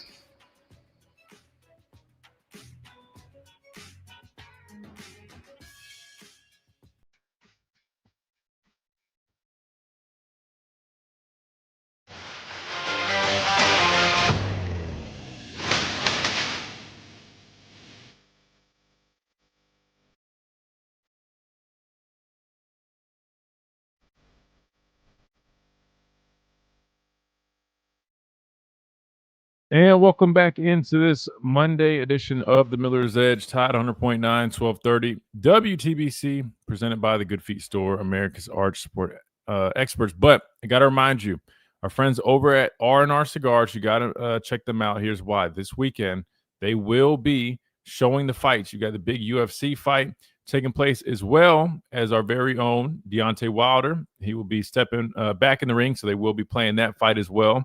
If you're a big boxing fan or you like UFC, both like myself, you got to head on over to R&R Cigars. They are the only folks in town that show these fights, right? You don't really have any other places to go to watch them. It's pretty expensive to show them. So R&R Cigars will play. You can go watch it for free. You can go enjoy a nice stick, over 160 bourbons, hang out, have a great time. But you got to go check out R&R Cigars. 2703 Gary Fitz Street is where you can find them here in Tuscaloosa, right there in that downtown area. Super nice. You can't miss it. The big mansion right there for you again. The Deontay Wilder fight, Chase, I'm really excited about. I don't know if you're a big boxing fan like me, man. Have you ever really got into boxing, number 1 and 2? Have you been watching, Deontay Wilder over the years? I'm Chase? sorry, Christian. You were frozen. Are you still there? Yeah. I said, are you a big boxing fan? Do you watch Deontay Wilder? I did. Not as much anymore, Christian. I'm trying to remember that English fighter that he went up, Deontay Wilder went up against a bunch of Tyson Fury? times. I forgot Tyson his Fury? name. I think it's like Tommy Fury. Tyson I Fury. think that's his name. But yeah, I'm a big boxing fan. Like when Manny Pacquiao was fighting, Floyd Mayweather, Sugar Ray Leonard, so many great boxers that I got to watch when I was little or kind of throughout growing up. But yeah, I love boxing. Yeah, man. Yeah, so Tyson Fury, that big trilogy, I think they fought like 3 times. Definitely was a big one. But yeah, no, Deontay Wilder's a dog, man. I mean, his right hand is a cannon. Obviously, last few fights, it's been a little bit tough, but he's stepping back in the ring. But R&R Cigars will be showing that. So if you guys are going to go watch it for free, you can go head on over there, 2703 Gary Fitz Street. Plus, they've got the big UFC matches that are taking place as well. Oliveira's a big filled out card. You got to check them out. Plus, you can always go to their website. When you do, make sure you use code Miller's Edge, MILLERSEDGE, Miller's Edge code, that you get a big discount as well on all your orders, plus free shipping on orders $100 or more. So you got to check them out. Again, that is R&R Cigars, the official cigar provider of Alabama football since 2014. I saw this video pop up, Chase. I thought it was interesting too. We're talking about with the playoff expansions, Big Ten, SEC. We all know those are 2 major conferences. But, a lot of people will say nowadays the Big Ten are starting to give the SEC a run for our money. I mean, to be fair, you look at it, in terms of the last few national championship winners. I mean, you've had Ohio State last year, Michigan winning a championship. Obviously, the SEC has been very well represented in the past several years. We all know that. But we've seen the Big Ten really start stepping up, and their level of play has been pretty solid, right? That being said, a lot of people, and we've heard this, have started to kind of doubt the SEC a little bit. Some people are starting to feel that maybe the SEC isn't so much of a powerhouse as it once was. We talk about the parity in the conference now. You look at, obviously, you still have the Texas, the Georgia, the Alabama, right? LSU allegedly supposed to be a good team this year, but you still got good programs, right? South Carolina, Ole Miss, like these are all good programs, but seems like you got a big pack of teams that are all around that same range, not necessarily the same dominant couple teams. Some people are starting to doubt the SEC. Are they right in that? I don't know, but I do know On3 and JD Piquel, they made a video, and the question was, is the SEC still college football's powerhouse, or are they a little overrated? Personally, I still think we are that powerhouse, right? There might be more parity amongst the teams in the conference, but you look at it, man. I mean, the SEC is the SEC, and I used to always tell people this, like, you don't understand about playing a full SEC, or playing an SEC schedule until you actually do it. And I'm sure, Texas and Oklahoma, if you ask those guys, obviously Texas has fared pretty well since moving to the SEC. No doubt about it. But I'm sure they would tell you the comparison between the SEC, Big 12, where they came from, not even close. But I'll admit, Chase, I give credit to the Big Ten. Like, they're a good conference. You look at Ohio State, you look at Michigan. Hell, even Indiana being a decent team last year. We know they didn't hardly play anybody, but I mean, to be fair, they're better than they've been. You got to give them credit there. There's good football in the Big Ten, but to me, I think the SEC still holds the crown. But On3, JD Piquel, they did a video about it. So let's hear what they think in terms of the SEC and if they still are indeed the college football powerhouse. I think there's a bit of conversation to be had around the way the SEC was discussed right around a year ago and how the SEC is being discussed right now. So we'll unpack that together. Again, make sure you subscribe to College Football, Nothing But College Football, for everyone watching this as a one-off clip.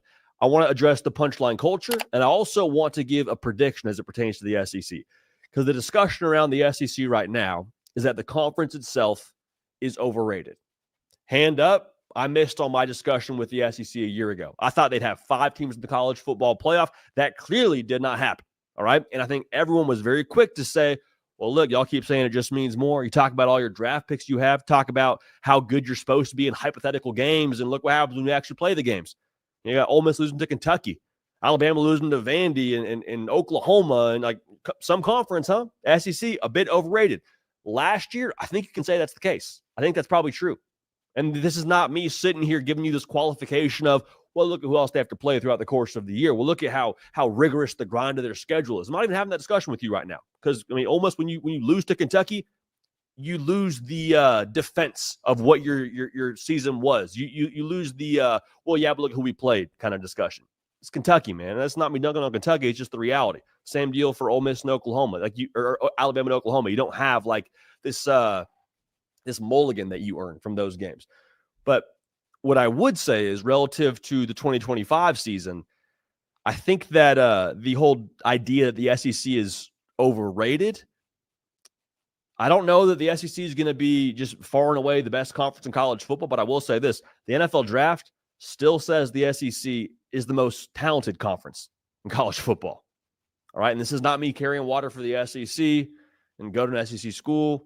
I don't have family that went to an SEC school.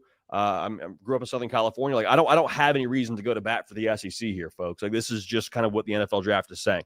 If the SEC is somehow, this massive ruse to have this seat at the table in the world of college football, and SEC bias is real, the NFL draft is in on it because right around half the first round is from the SEC, based on this past NFL draft that happened.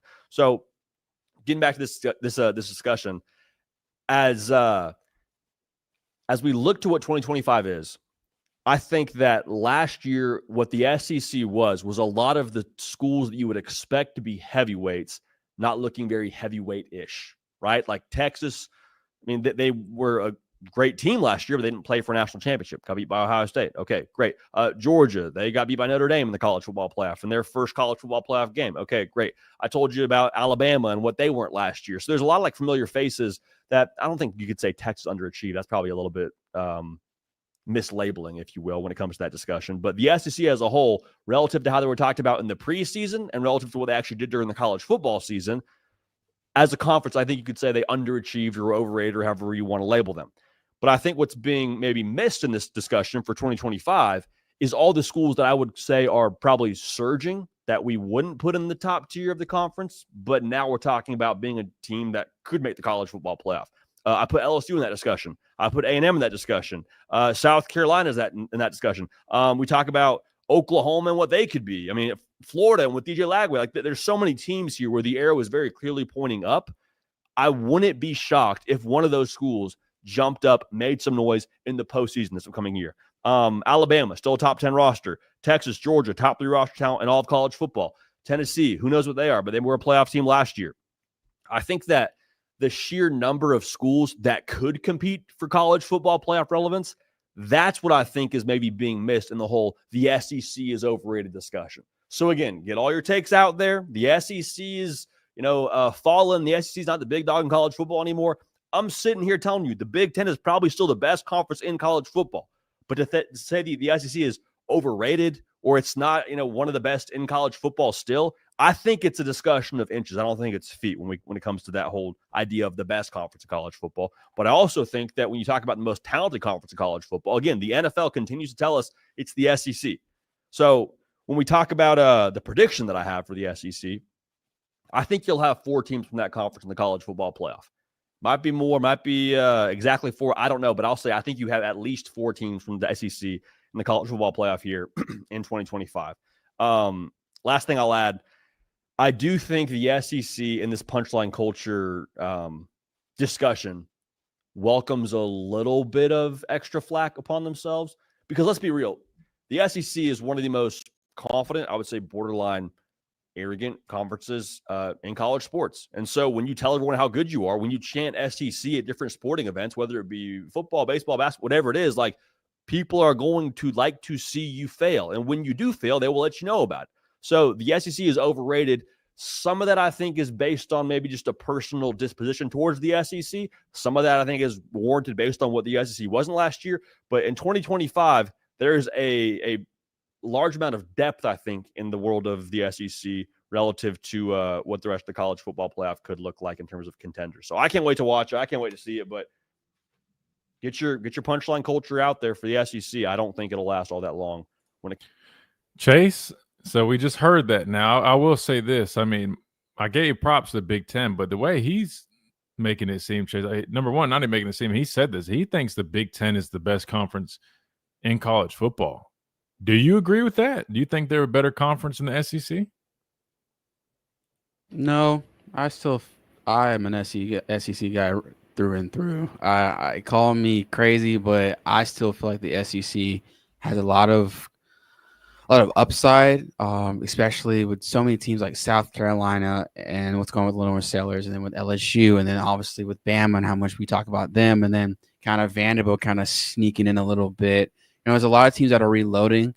Thank God for the transfer portal and being able to really deal with the departure of your seniors, people leaving. So I still feel like the SEC is there by any means of stretch overrated. That's a little far fetched. Like we're not like the ACC or the Pac-12. We're kind of taking a step back. There's so many.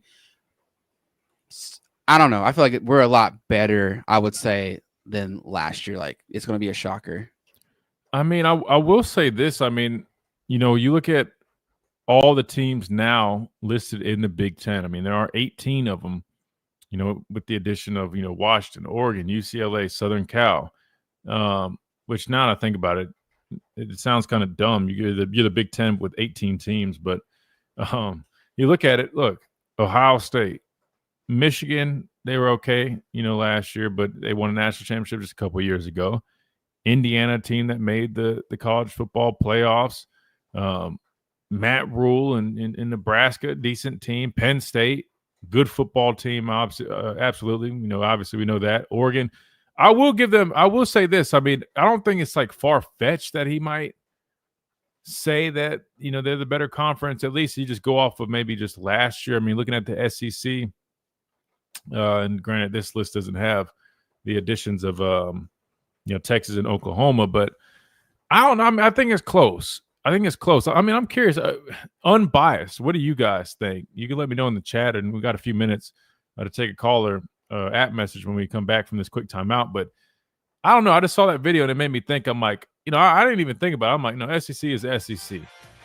But then when he made that comment, I was like, man, now that I think about it, I mean, Big Ten really is making a push, man. I mean, you can't deny, Oregon, Ohio State, Penn State, Michigan, Southern Cal, I'm like, Washington. They're kind of outside looking in terms of being on that level, but they got some talent, man. It is kind of it's a little bit of a toss-up, which is crazy to think about, but I don't know. Want to get y'all's thoughts on that when we come back again. Has the SEC lost its crown as being the powerhouse of college football? Would you guys say the Big Ten now is taking that spot? Want to get y'all's thoughts when we come back right here after a quick timeout. The Miller's Edge, Tide 100.9, 1230. WTBC. We'll be right back.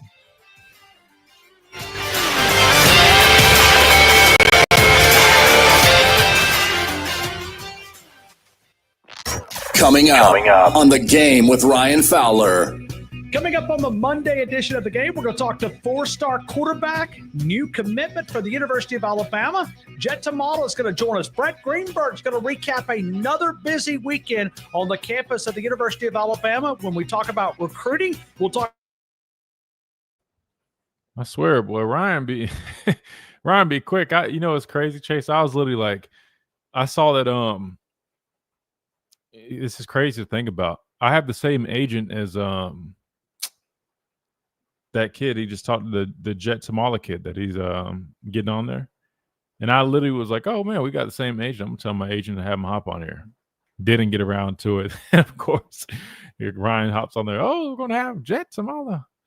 I give Ryan his props, man. That man, he is a go-getter when it comes to getting people. Man, I still got the athlete in me, Chase. I don't have the journalist side where I can just like blow people up. Like I can't do it. I feel awkward, man. Can't do it. Maybe I'll put somebody on assignment to do that. Put somebody up to it. But no, it was crazy because when I saw that, I was like, wait, how do I have the same agent as a guy in high school? It's crazy, man. It's so different now. But it's just, I mean, I think Coach Oates is with the same agency. Number of people. Yeah, he's fast. Yeah, dude. But that's the thing, man. You just got to be like, if you you got to be one of those people that you can't care. Like you just got to. I hate to say, you got to be kind of annoying, man. Personally, I can't do it. Like this sounds bad, but I just know how I but like how I am when I used to have or still do, like have people blow me up, like ask me to do something, like I'm just like, golly, bro. Because I get it, man. People are busy. Because I know that's how I am. It's not like if I turn something down, it's not that I don't want to do it. It's I'm busy. I got a lot of stuff going on.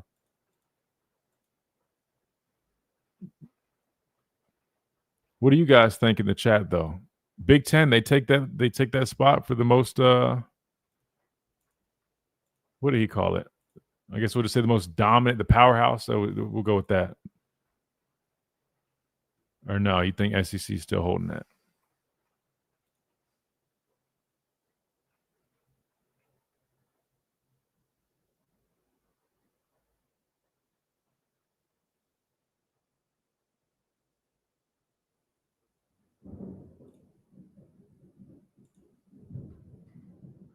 Uh-oh, we got a storm coming in. We just irresistible way. We spoke a storm and some rain into existence. You said it. We want one thing, we get it, and then we get the thing we don't want. It's back and forth.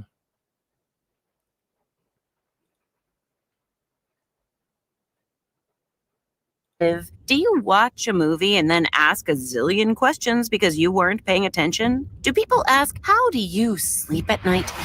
Then you should get a mattress from Mattress Firm. They can help anyone sleep. Mattress Firm's July 4th sale is on now. Get a king bed for a queen price and save up to $700. Plus, get a free adjustable base with select Sealy mattresses. Get matched at Mattress Firm. Sleep at night. Restrictions apply. See store or website for details. Tide 100.9 Tuscaloosa weather. A hot, humid afternoon. The sky partially sunny. A few spots could see a shower or storm through the evening hours. The high today 93, the low tonight 73. Tomorrow, partly to mostly sunny with isolated afternoon storms. The high 96. I'm James Spann on the ABC 3020 Weather Center. I will say, funny enough, I did actually put myself to that, and we will have regular John Tide 100 regular appearances by coaches throughout the year. I forgot to say that.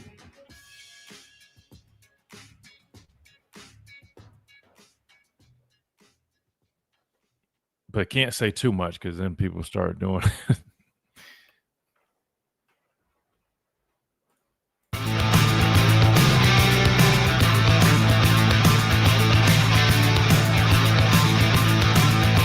And welcome back into this Monday edition of the Miller's Edge, Tide 100.9, 1230 WTBC. We just heard that quick little snippet. So if you guys want to hear from the new quarterback commit, he will be joining Ryan Fowler here in just a moment. So that should be interesting. I will say, I was just telling Chase and you guys on the chat, I can't say too much, but I will say we do have plans of having weekly stuff with some folks that I think y'all really will enjoy though during the football year. Y'all find out soon, but don't want to say too much because you know how that goes. But that will be exciting. But anyway, that being said, let's go to the phone lines 205-342-9904. We got Ragged on the phone lines next. Ragged, welcome in. Hey, you know what? Wonderful day to you all. Hey, we got a little rain going on over here. Hallelujah. I think Chase spoke it into existence. We talked about it, the sun being out, how hot he was, and now God brought some rain down for him. And he sure did, and he even spun my song today. I'm did he? Good. Oh, nice. Gosh, Hey. yes. That was pretty good, Ragged. That was pretty good. Well, you know how Gary Harris is with the music and everything, and you know how I am with music and all. Man, he made me feel good. So, hey, I want to get back to Josh Pate, this snippet we just got done listening to. Yeah. Hey, guess what? Here's what I got for him. Because you know what? You can have, while you all want to enjoy it, once all this crap with money goes away, the South is going to do it again. We always will. It is the best, and everybody hates us because they ain't us. So, bye, Josh. Yeah, I'm a Southern California transplant and converted. Ha ha. Dang. Wait, you're saying you're from Southern Cal too? Because I think JD just said that in that video. I'm a native, yes. Oh wow. But it's okay. I mean, wait, so both of you guys are from that neck of the woods then. That's interesting. I didn't know that. Well, yeah, I wasn't recruited. It just, for some reason, I belong here. My family belongs here. There's something about the South. And guess what? It's God's country, man. The stars fell on the South. I'm with you. So you're giving the nod to the SEC, which I love it. I mean, obviously, I'm a big Oh SEC gosh, guy. yes. No, yeah, yes. Do you feel like it at least Ragged is a little bit closer in competition? I will say I do feel like it is pretty close nowadays. I mean, you look at Oregon, Ohio State, Penn State, heck, even Indiana being better than they've been. Granted, again, I know they playing. Okay, and what have they done? Well, Ohio State won a championship last year. Then you have Michigan.